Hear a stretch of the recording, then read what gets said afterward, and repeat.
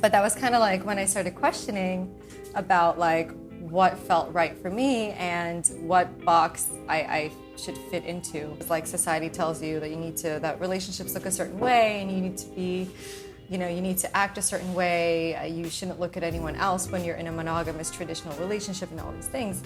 And so I was really struggling with that. Today on the Beyond Dating podcast, we talked to Oyku Saran, and she told us all about her new dating app, Beyond, and about modern relationships.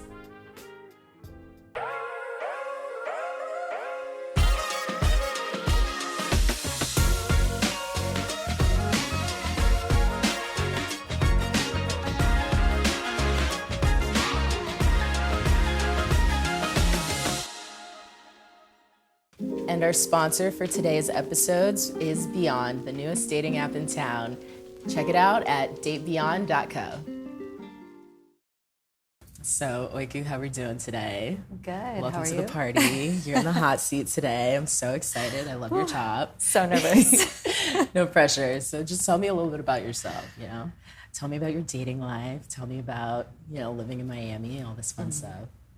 So, I'm originally from Turkey. Okay. I lived there for about 8 years of my life and then relocated to New York, where I spent most of my time. So I was, lived there for 21 years.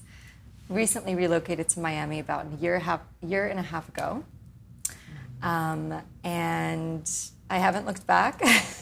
I love living in Miami. I actually relocated here for a different role, but somehow ended up working with Beyond. Ooh, amazing. So tell me about Beyond. So the idea of Beyond was really inspired from personal experience. So I was about maybe 21 years old or so when I went on my self-discovery journey. I was in a very traditional and monogamous relationship with a guy that basically was like, I want you to graduate college, move in with me, have 3 kids with me. Like he had like a clear timeline of his life. Basically like had everything mapped out, which, kudos to him, because after we broke up, he did exactly that. So now looking back, I'm like, wow, that could have been me, and thank God it's not today. And I have my full freedom to experience my own journey. But that was kind of like when I started questioning about like what felt right for me and what box I should fit into. And at the time, it was like society tells you that relationships look a certain way and you need to be, you need to act a certain way. You shouldn't look at anyone else when you're in a monogamous traditional relationship and all these things. And so I was really struggling with that because I was questioning what that meant for me and what relationships looked like for me. And I felt like there was something wrong with me the entire time that I've, throughout college and my, as soon as I turned 13 and started like interacting with boys and girls and whatever. And ever since I started like, going on my own journey, I felt like there was just this, this time where I was questioning myself and what category I fit into, and just nothing really worked for me. So after I left that relationship, I started, I don't want to say dating a couple, but I met a couple off Tinder, actually, and we became really close, and it was really the first time that I saw an amazing, healthy demonstration of what a relationship could look like, where, your open mind was celebrated, you weren't really like held back from having experiences, and they had the open communication and the mutual respect and trust in the best way. Like I hadn't really seen that with other traditional couples. So seeing that demonstrated in front of me so beautifully, I was like, wow, I never want to settle for anything less than that. Like that was the ideal relationship. And I made a promise to myself in that moment that I would never settle for anything less than that type of perfect relationship. Wow. Yeah, so that's kind of how I started my, own self-exploration in the space. And after they moved to San Francisco, I was like, where can I find couples and singles like this who are on this level of quality, who are well-traveled, cultured, had a certain level of experience. They were intelligent, beautiful human beings. And I just feel like there wasn't anything out there where I could have access to other people like this on this level. So those were kind of like that was the beginning of Beyond. Oh, wow. It goes all the way back.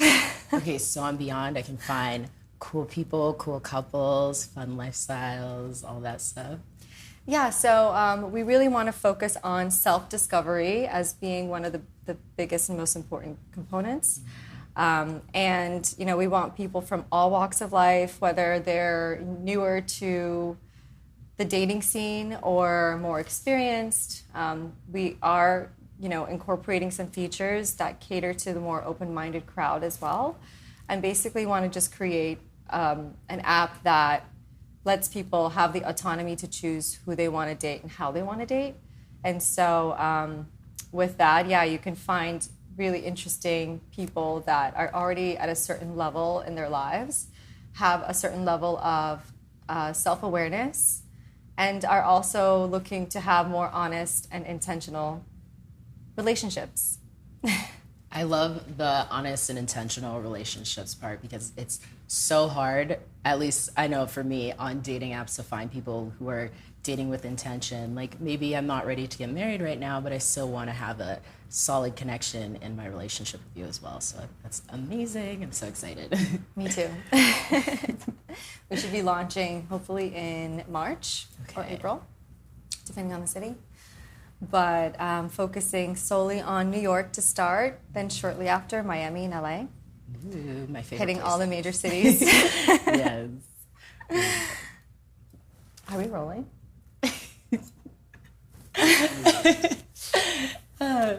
So tell me more about different like modern relationship styles. Like what other types have you explored? Like are you dating anyone right now? What's your love life like? So right now I'm seeing someone who lives overseas. We've been able to make it work for about a year now, which is wild. I actually met him off field. Back when I was in Turkey to visit my parents for 3 weeks, I went on field, and on that app you can actually choose like what location you're at, even if you're not physically there. So I was really bored. I'm like, let me see what's in London, what's in Sao Paulo, and was able to connect with him through that app. And I really like, what the app has done because there isn't much available for the more open-minded community. And so, that's what I was using at the time. And connected on there and started talking on Instagram and, just kind of kept in touch because I was like, well, once COVID is over, I definitely want to go to London and explore with a local, So it made a lot of sense. And then when he came to Miami, about 18 months after our first interaction. That's actually when we first met.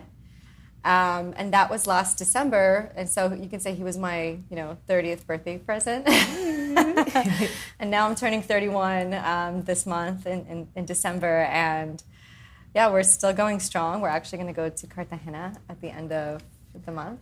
So it's been a journey. With him, we're very open, we're very transparent with each other. We still have our own experiences and date other people. And I think that's one of the things that has contributed to us making it work. Because I think if we were very traditional and monogamous, perhaps like we couldn't have kept up with the distance. Yeah. So how does this work when you're open, you're not seeing each other all the time? With the distance, does it make it more challenging? Like, what are some benefits from it? I think the most important thing is having open communication with each other. That's so essential because if we're not keeping tabs on each other, and I don't want to say that in like a negative way, like, we're just very overly communicative and detail-oriented, and so we want to always fill each other in on our plans, dates, things that we have outside of our relationship because we want to, that's our way of involving each other. right? So that's something that's been really beneficial for us. And then just kind of understanding like, okay, like what is our relationship rooted in, and how are we like reminding each other of our core values as not just individuals, but as a couple, and what does that mean?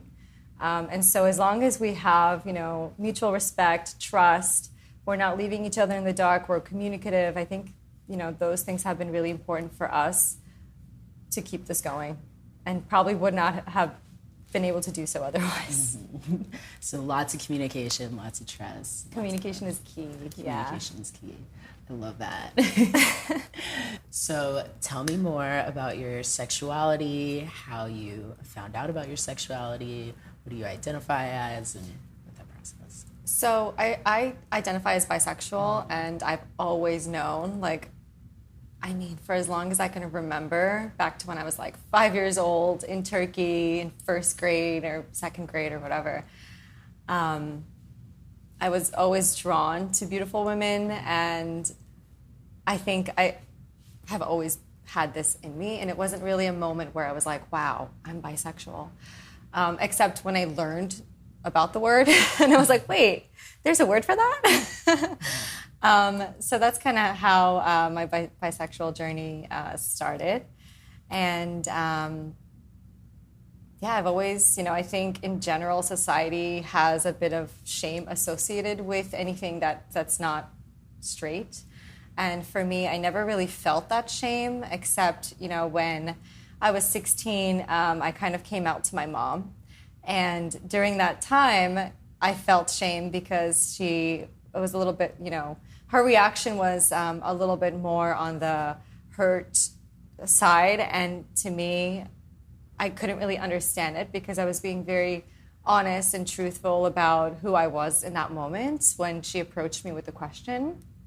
And I didn't come out willingly. It was just something that led to that moment. And so I was like, okay, do I lie and pretend I'm a different person, or do I tell her in this moment and give us an opportunity to grow and be more honest with each other? And so that's the direction that I went, and I feel like since then we haven't really spoken about it. It was kind of buried under the rug, and I'm okay with it. I think I've still embraced who I was throughout the years, and haven't really felt shame other than that specific moment in my life. And I feel really fortunate that I haven't, because I know there are a lot of people out there who carry a bit of a burden with them in regards to their sexuality. So that was my sexuality journey. And just since then, I've just explored, and in my culture, in Turkish culture, and I'm sure in many other cultures, sexuality is this shameful thing, or it's something that you don't really talk about. It's got a lot of taboo associated with it. And especially in Turkish culture, your parents don't really sit you down and talk to you about what sex is, and to me that's preferred because that's so awkward. I can't even imagine talking to my parents about something like that, but I think it's definitely created this, I don't know what the word is, but I didn't feel like I had a safe space to be able to talk to my parents about anything. If I was going through something, I didn't know if I could go to them with any sex-related issues or anything of that nature. But I think with that, it's really helped me find some sort of liberation through owning my sexuality, and made me who I am today. I think that I turned out really well, given, the fact that I wasn't very open about it with my family, and I've embraced it in a way where I've made it work for me. And I think Beyond also has stemmed from that experience. Okay, cool. So since you weren't able to speak with your family about, the process of coming out, being bisexual, and dating men and women, where did you go to? Where did you get advice from? Where did you turn to? Oh God, I don't even know if I got advice from anyone. I just kind of explored on my own, and had friends who were also, somewhat like-minded, or they were exploring their own sexualities, and experimenting, and so that was kind of like my source of information. And then, college. College. Ooh, Yeah, you have to go through your slutty years, get it out of the way. I want to hear more about college. I had my first girlfriend in college. Yeah, it was only 2 months long, so I mean, it wasn't a real relationship, but I think at the time I was very curious, and I had a boyfriend, and I remember thinking about her and how I wanted to explore more with women. And we were very monogamous, and like didn't really get the chance to do anything together necessarily.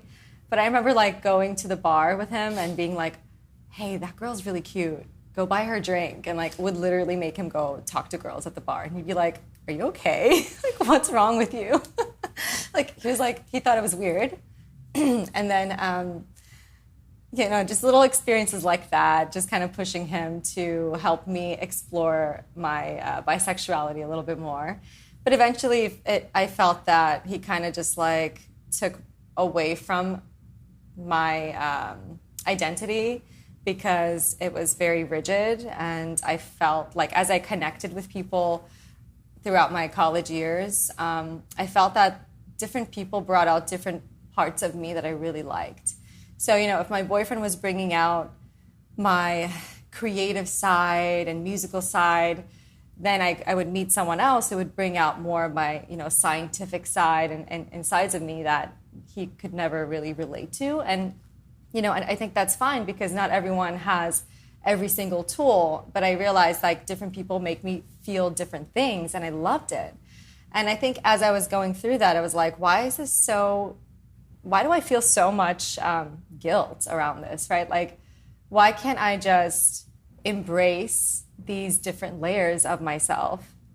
And I think that's a thing. Like, you resonate with people who bring out different parts of yourself because those are parts of yourself that maybe you've missed and haven't seen in a while, and they make you feel alive in different ways. And so, that I started questioning, like, why do I feel bad about this? And why does my boyfriend make me feel bad about this? About just pure connection, emotional connection with someone and chemistry.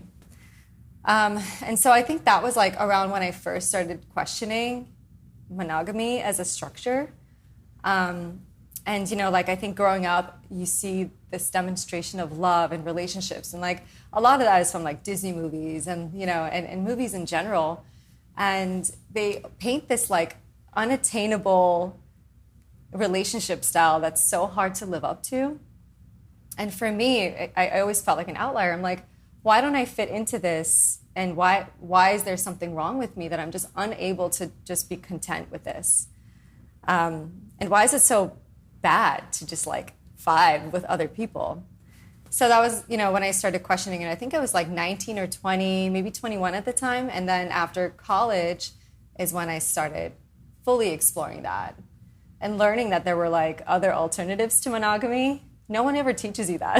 It's like I went on Google and I was just like looking up, different topics. And I remember I stumbled upon Esther Perel's TED Talk on infidelity. And during the TED Talk, she spoke briefly about different types of relationships from what I remember. I could be wrong, but since then I've read 2 of her books, and they were super enlightening. And I think that's kind of like when I, started realizing that you don't have to conform to a certain societal expectation, and that you can have whatever type of relationship you're looking for. You can literally tailor make your own relationships to fit your needs. And I think that was like such an important part of my life and turning point for me, because I was like, okay, now I'm so much more sure of like where I want to go with my life and my relationships and who I am, and that I don't have to fit into this box that society tells me to. Wow, that's so interesting. I love that. It's a lot of inner work. Yeah. So do you ever have doubts when you're exploring this? Do you ever miss monogamy? Do you ever think that you're going to change your mind in the future? What's your process like? I definitely don't see myself ever going back to that. I've identified as ethically non-monogamous for about 10 years now. Okay. So yeah, I just don't see a life where I would go back to that relationship style. I think it doesn't work for most people, in my opinion. I think that, there's the monogamy that as like, it's like everything you've ever been taught that you've never questioned, right? And then there's monogamy that you choose, which I think that can work for people if it's conscious and honest and you have the same pillars to have it be successful, like, open communication being one of the most important ones, having a strong foundation that you build with the person, having mutual respect, trust, all those things are so important in any type of partnership, right? And so for me, I think like someone can be innately monogamous and that's okay. There's nothing wrong with it as long as it's conscious and they follow those pillars within the relationship. I think that sometimes in some cases, like with monogamous couples that have never questioned monogamy or are not aware that there are alternatives, I think in those situations, sometimes, one person's version of monogamy might be different compared to the other person's. And so like, it's like, okay, what counts as infidelity, right? So it's like, is it kissing someone else? Is it sleeping with someone else? Is it like emotional flirtation or whatever? And I think that's like, those are some things that are not even discussed sometimes. And it's just assumed. Like you go into a monogamous relationship and you think like, oh, this person just has the same definition of monogamy as I do. It's like no brainer. So you just don't even have that level of communication, which you start off at a different level at that point, because it's like, one day if someone fucks up, it's like, well, I didn't know that was a fuck up. I didn't know that flirting with someone or texting someone was considered cheating, And so I think if you choose monogamy, you're more conscious and have the open communication to communicate with your partner and talk about like your definition and what that means. I think, I'm all for it. And I think that's beautiful. And that I also consider to be modern in a sense that, things are not assumed and you're tailor-making your own relationship according to your needs and your partner's needs. And I don't know where I was going with this. So it's really the same thing whether you're monogamous or not. Like you have to communicate exactly. with your partner. You have to talk to them, give you trust and all that fun stuff. Yeah, it's, I think it's like as long as you're consciously making decisions and not just assuming, you're keeping an eye on those pillars to have a successful relationship, then I think that to me is like modern relationships and modern dating. And it's not just following suit like blindly. And I think that's the beautiful part about like where we are today in society. And we're like slowly breaking away at that mold and that taboo. So do you have any more tips or tricks on how to get started if you're open to exploring? What can you share with it? So I'm not a relationship expert, even though I just blurted out a whole bunch of shit. I would say, I think, just communication is key, and being able to create a space for your partner to come to you and open up to you. So like whatever that may mean, and in some cases it's like being there for the person in different situations to get them to a certain level of comfort for them to be to give them the space to open up. In other cases, I think just like ripping the Band-Aid off straight off the bat. Like I always go in now into situations saying, this is who I am, and I don't want to ever be in a monogamous relationship. So I just want you to understand that right off the bat, because I've been in situations where it's like, and this doesn't always work, because one of my past relationships was with a guy that I fell in love with. And in the beginning, I told him, like, by the way, I've done X, Y, and Z. I identify as X, Y, and Z, whatever, and, take it or leave it. I just want to tell you from the beginning so that there's no confusion later on. And he was like, yeah, cool, whatever. And then guess what happens? It was not, yeah, cool, whatever. Yeah, we ended up in a monogamous relationship and sexually exclusive. And I loved him so much at that point that I was like, can I make this work? Do I give up? It never felt like it never felt right, because I was like, do I give up a part of myself for the sake of having a long-lasting relationship with this person? So I was at a bit of a crossroads with that. But I think now I've taken some lessons away from that, which was, it's always better to be honest up front. And if it ends prematurely, it does, and there's really nothing that you can do about it. It's just, I'd rather be true to myself, because at the end of the day, like my relationship with myself is the most important, and everyone else is second. Yes, put yourself first, babe. I love Yeah. that. Oh, You get that. yes. Well, thank you so much for chatting with me and sharing. Of course. I loved hearing all the hot, spicy stuff. Amazing. So. Thanks for having me. Of course. Thanks for coming. We'll have to go out and party soon. You'll be my wing woman. Definitely.